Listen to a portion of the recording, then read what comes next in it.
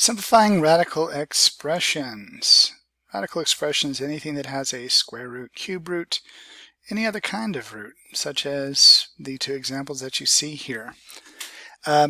We basically have a short playlist for this. This is a method that you can use to pretty much solve any of these things. It's my method. It's the one that I've shown before, but it's not necessarily the only method. I'll just kind of, it's there. It's like a 4-step method, and I'll show you what each one of those steps looks like. Okay, so let's just get started with our idea here. So I have the square root, and when we see that square root, we understand that there is a index of 2 there, right? Index of 2, that's just going to tell us how much to circle later on. So we have to look at our numbers here. Now it says 98x cubed y squared. Now there's a lot of ways that you can do this, but I'm just going to kind of show you offhand. 98, if I factored that, is 2 times 7 squared. Now, that's the prime factorization of 98. What I'm going to do is, instead of writing that out 2 times 7 squared, I'm just going to write the factors. 2, then I'm going to do times 7 times 7, okay, for the squared. For x cubed, I'm just going to write out x's. 1, 2, 3, okay. For my y's, I'm going to write out the y's. That's y times y. And my z, it's just a z, okay. Now you can put the dots here if you need to. It's really up to you how you want to do that. Let me fix that x value. So here's what I have. So 98x cubed y squared is the same as 2 times 7 times 7 times x times x times x times y times z. I've just taken everything that we know about exponent properties and reversed it. Okay? Instead of having an exponent, I want to have no exponents. Now, what this tells me then is now it's time for me to go back and circle. So I have 2 times 7 times 7. And I'm looking at that and see, well, 2 is a single one, but 7, there's 2 of those. So I'm going to circle my pairs. Now the reason why I'm circling pairs is because my index is 2. So it says circle factor groups that are the size of the index. So square root is 2, cube root is 3. Okay. Now let's keep on going. We see x times x times x. Now that's 3 x's, but I can circle 2 of them. Y times y, I'm going to circle 2 of them. Z, just 1 of those. So I'm not going to circle that. Okay. Now you'll notice that I've got my values here. 7, x, and y. Those are the ones that were circled as pairs, right? So I'm going to bring those out. 7xy, that becomes 7x y. Okay, those are outside of my radical. What do I have left under the radical? Well, I have 2 x and z. Okay, now you'll notice that I don't have any y's under the radical. They all came out because y squared comes out as a y. I don't have any z's outside the radical because z, the power of z was 1, and that's smaller than the power that we need to pull out. Hopefully that kind of makes some sense what we've got there. So my reduced form of square root of 98x cubed y squared z is 7xy square root of 2xz. Okay. Let's keep on going forward with the next one. The next one is a cube root. So cube root's the same idea. I want to factor this out. Now I need to factor 54 out, which just so happens to be 2 times 3 times 3 times 3. Okay. Then I have x to the 4th, which would be 1, 2, 3, 4 x's. Then I have y squared, which is y times y. Okay. Now the difference between this one and the previous one is that this is a cube root, so I'm going to look for groups of 3. Okay. So let's see what we got. 2, 3, 3, 3, 3. I got all these 3's, 3 3's. So I can circle those 3 3's. I have 4 x's. I can circle 3 of those x's. The other ones are going to stay behind. You'll notice that I don't circle the other x, and I have y squared, but that's not big enough to matter. Okay. So what comes out?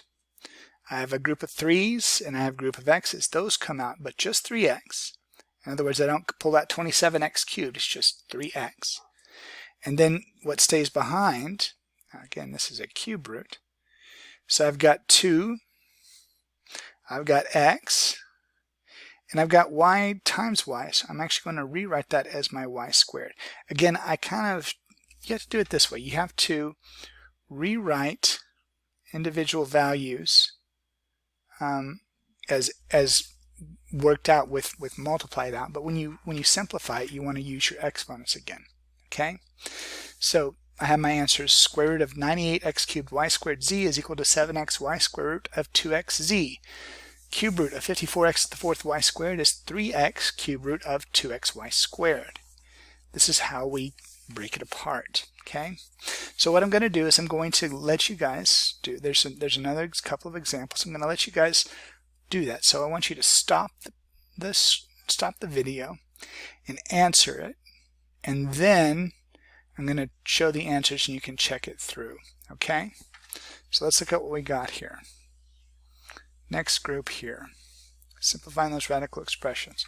So right now, if you would just stop the video and try to do the same thing. Factor out the 56, factor out the 64, get them all together and see what it looks like. Okay, once you have a chance, once you zoom it back up, then we'll go from there. Okay, so now you should have had a chance to work these out, so I'd like to just kind of check and see how we're doing. Okay, so 56 is 2 cubed times 7, so 2 times 2 times 2 times 7. And then I have 5 x's and 3 y's. So this is an index of 2, so I'm going to circle my pairs. What's that look like? Pair of 2's, pair of x's, another pair of x's, and a pair of y's. Okay? Let's pull these out. 2xx, that's 2x squared. Then my square root symbol. I have 2 times 7, 14. Then I have x times y. Okay? So there we have it. Square root of 56x to the fifth y cubed is 2x squared, 14x, square root of 14xy. Again, pulling everything out that I can and leaving the other stuff back under. Okay?